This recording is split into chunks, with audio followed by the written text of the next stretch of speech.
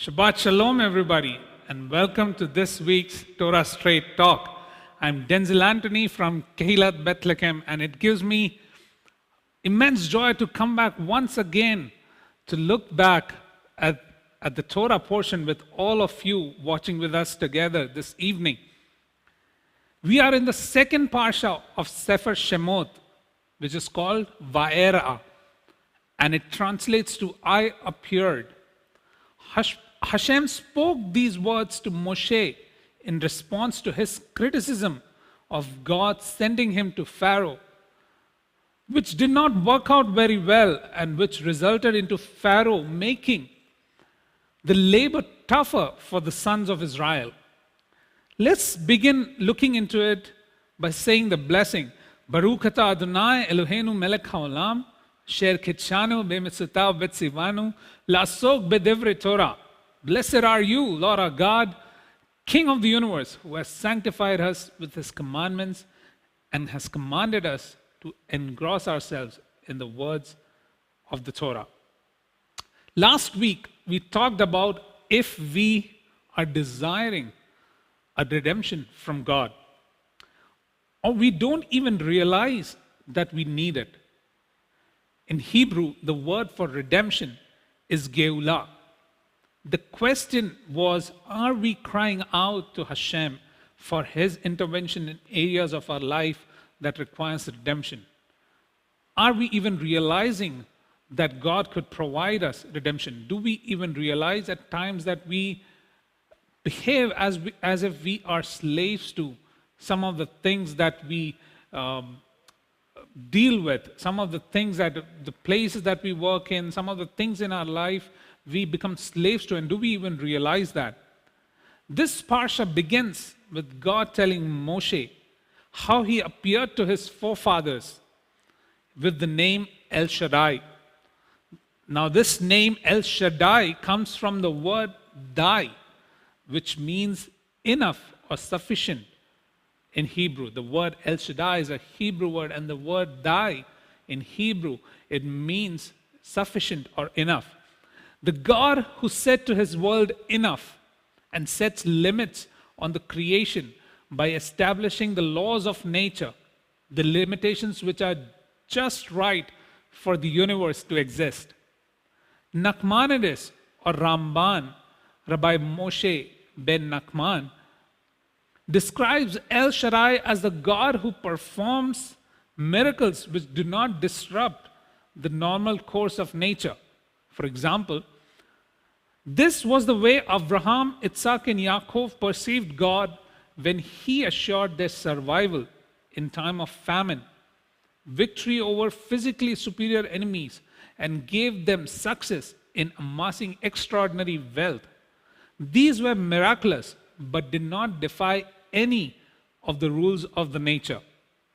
This is in contrast with what we are going to see in this Torah portion and in the coming week's Torah portion also, that how God goes out of the natural order of the nature to perform miracles for the nation of Israel, for the sons of Israel, and to redeem them from Mitzrayim.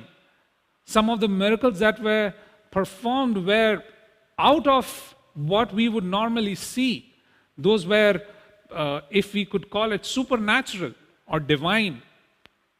God revealed his name Hashem to Moshe, or revealed the ineffable name, the four-letter name, which we call Hashem, to Moshe, which represents God as the one who carries out his promises, which he made to his forefathers. Now here God, in the beginning chapter 6, verse 2 onwards, if you read Exodus chapter 6, verse 2 onwards, if you continue to read from there, you will see that God says, although he did not reveal himself with this name, with the name Hashem, to his forefathers. It is because although they received promises, they did not live to see the fulfillment of these promises.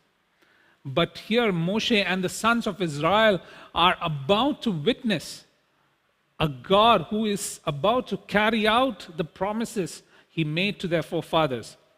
Today, we look a little deeper into what God promised to the sons of Israel in terms of their redemption from Mitzrayim.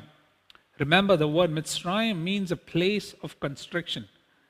In a couple of months' time, we would be approaching Pesach, which is a remembrance of what Hashem did for our ancestors and how we narrate this redemption to our next generation so that they do not forget. In Pesach, the Seder, in Pesach Seder, we have 4 cups that illustrate or represent the redemptive process. Let's begin by looking at each of them.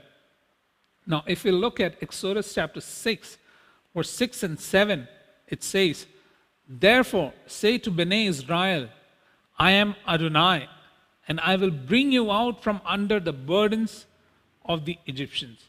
I will deliver you from their bondage, and I will redeem you with an outstretched arm and with great judgments. I will take you to myself as a people, and I will be your God. You will know that I am Adonai your God, who brought you out from under the burdens of Egyptians." Now, if you look closely at these verses, there are 4 phrases that we're going to look into. The first one is, I will bring you out from under the burdens of Egyptians. The second is, I will deliver you from their bondage. The third is, I will redeem you with an outstretched arm. And the fourth one is, I will take you. The very first word that we see over there is the word vehotseati. Now, if you look at the slide, that word in Hebrew, it means, I shall take you out. It is translated as I shall take you out. It comes from the root word yatsa. If you look at the screen that is being shared, the word in Hebrew over there is the word vehotseati. And the word below that is the root word from which this word comes. And it is yatsa, which means to take out or bring you out. So bringing you out or taking out is the word. That's what it means from the word yatsa. Now in the verse it says, I will bring you out from under the burdens of the Egyptians. What we need to understand here is God would remove the Jewish people from the burdens of slavery even before they were permitted to leave the country. This is the removal of the slave labor performed for the Egyptians. It would commence immediately with the plague of the blood, which we see in this week's Parsha. Although this resulted in the dispersal of the taskmasters, the Israelites continued to perform light duty tasks, not as strenuous as the ones that were before, but they still continued with smaller works here and there. This implied that whereas the slave labor would be cancelled, the Israelites would still be under the authority of the Egyptians. In fact, according to our tradition, this state of affairs continued for 6 months. The slavery ended in the first month or in the first of Tishri. But Israel did not leave Egypt until the mid of the month of Nisan, which was 6.5 months later. So even though the slavery ended on the first of Tishri, sages say that the slavery ended on the first of Tishri, but the Israelites were still there in Egypt until the half of the month of Nisan. Now, let's look at the second phrase that is used there. The second word is the word vahitsalti, which translates to I will deliver. Or it could, the root word which comes from the word natsal, nun, zade, lamed, it could also mean to snatch away or to deliver. And in the verse we see, it says, I will deliver you or I will snatch you from their bondage. The subjugation of Egypt will formally end with this. I will save you from being slaves to them. It meant freedom from paying taxes to the Egyptian government. Or in other words, it was as if the authority of Egypt was getting cancelled over them. And so this was the second step in the process of redemption that God was about to perform for the sons of Israel against Mitzrayim. Vahit salti, I will deliver, or I will snatch you, or I will take you from Egypt. The third phrase used by God to describe his redemption process is the word vaga'alti, which means I will redeem. It comes from the Hebrew root ga'al, from which also comes the word geula, which means to redeem. And in the verse it says, I will redeem you with an outstretched arm and with great judgments. This alludes to the splitting of the sea when God's outstretched arm with great judgments crushed the whole army and the power of Mitzrayim. Until then, the sons of Israel feared that Egypt would pursue them and come and would attack them. The word great judgments in the plural is referred to a number of phenomena witnessed by the Jewish people. They were first referred to in Exodus chapter 14, verse 31. Moshe later on went on to describe this in detail in the Shirat Hayam, which is the song of the sea. We come to the fourth phrase. The fourth word or the phrase used over there is the word velakakti, which translates to, and I will take you. It comes from the Hebrew root lakak, which is to take something for your own self. In the verse it says, I will take you to myself as a people, and I will be your God. God took the Jewish people as his people and gave them Torah at Har Sinai or Mount Sinai.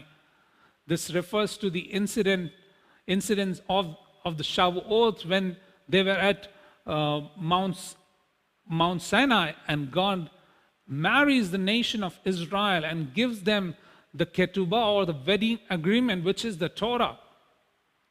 This was the culmination of the purpose of Exodus. Once that happens, Israel forevermore, they will know that the Lord is their God. They will know both the attributes of God.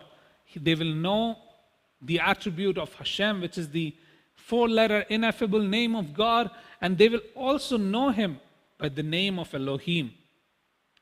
And they will know that he is the Lord their God who brought them out from under the burdens of Egyptians. Now, if you read that phrase over there, it says, Hamotzi etchem metakhat sivlot Mitzrayim. It says, he brought you out, which is the word hamotzi. And it will be interesting to know that this is the same word which we use in the blessing for the bread when we say hamotzi lechem. He brings forth bread from the earth. And that's the same word used over there, hamotzi etchem. I will bring you out from under mitakhat, the burdens of Egyptians. We see that within these sayings are included separate notions of redemption. The verses continue in a not only this, but also this fashion, where God says, I will do this and also this. That is to say, not only will I do this, but I will also do this, and not only that, but also this. So God is going out of his way to do this multiple process of redemption for his nation, for the sons of Israel. These words that we just went over through describe our testimony too of how God took or grabbed us out of our slavery of sin and brought us out, not just to abandon us, but to take us for himself into his family, the nation of Israel. What we could testify is that not only did he do this for us, but he did also that. There's so many things that he did for us. We could not count enough all his mercies and his redemptions that we experience every single day of our lives.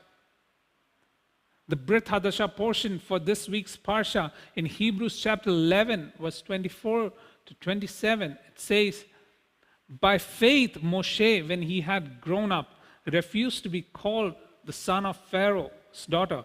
Instead, he chose to suffer mistreatment along with the people of God. Rather than to enjoy the passing pleasures of sin, he considered the disgrace of Messiah as greater riches than the treasures of Egypt, because he was looking ahead to the reward. By faith, he left Egypt, not fearing the king's anger, for he persevered as if seeing the one who is invisible. We see that Moshe and the sons of Israel, they made an effort. The redemption process was not just an act where God was involved. He did not take the sons of Israel in a flying carpet and brought them out of the land of Egypt. But what was involved in this redemption process was also a decision, an act of faith by the sons of Israel themselves. They had to do what Hashem told them to do. They had to believe in the redemption. They had to believe that there is a land where Hashem is taking them to. They had to believe in Hashem for His redemption. And they had to act on this faith faithfully. And so the whole redemption process, what we could understand from it is that although the redemption process comes from God Himself, but we have to make the decision and we have to act on it to hasten the redemption process, or we would be caught off guard with it. We would not be involved in the redemption process. To conclude, what we are desiring today is an awesome redemption that God takes us through. Are we even ready to experience this? Are we ready to work and hasten this process of redemption? Mashiach Yeshua gave up all of Himself and redeemed us with His outstretched arms. If you look at Genesis chapter 6, verse 8, and if we could put it up on the screen, it reads that Hashem finally says that I will bring you into the land. It says that I will, Exodus chapter 6, verse 8, it says that I will bring you into the land. The word over there, it's Vahe Veati, that I will bring you into the land. That's the word. So it says, so I will bring you into the land that I swore to give to Abraham, to Isaac, and to Jacob, and give it to you as an inheritance. I am Adonai. And this is the promise that as we believe in Him, He will perform the fifth stage of redemption, which is the final redemption. And if you remember what happens on a Pesach Seder, is that we have 4 cups. And there is a 5th cup that we pour into, but we do not drink from. And the reason is that the nation of Israel is still in exile. And the 5th cup will be taken, or we will have from it when Mashiach returns. It is called the cup of Elijah. And the coming of Elijah will usher in the coming of Mashiach as well. And so the 5th cup of where He would bring us into the land would take place when the Mashiach would return. And so that should be our prayer this evening. That as we enter into the Shabbat, that we would desire this redemption and that we would actively perform what we are supposed to do in this act of redemption so that it hastens the final redemption that comes from Hashem.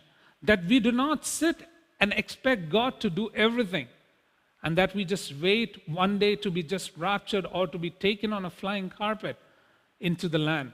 But we would expedite the process of redemption by doing the mitzvot, by doing what we are supposed to do, by bringing in people, by telling people that there is a redemption. And so let this Shabbat be a Shabbat where you experience this redemption, this personal redemption, which in Hebrew is known as Geula Pratit, that you will experience this personal redemption and that it would lead to Geula Klalit, which is the redemption of all of Israel.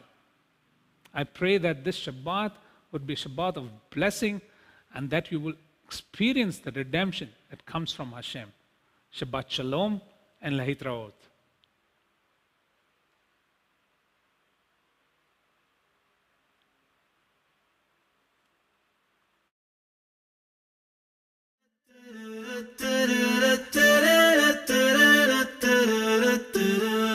Jeder einer da winten, beten weiß von Mashiach. Wird nur kommen, wenn wir vertragen sich. Jeder einer da winten, beten weiß von Mashiach. Will schon kommen, wartet auf dir und mir.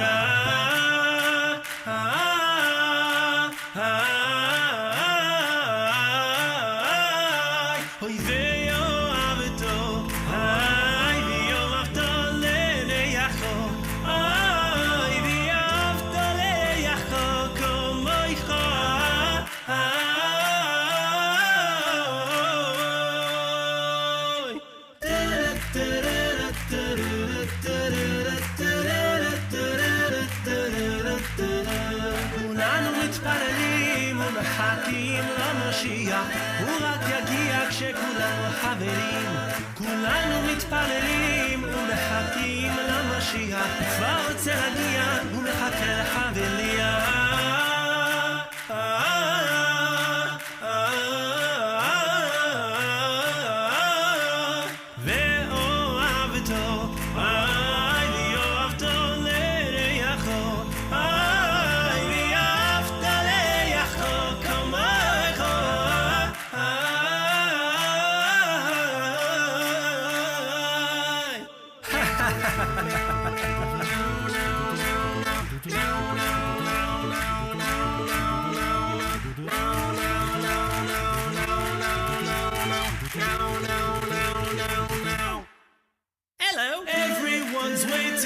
Wishing, praying for Mashiach. It will only happen when we all get along.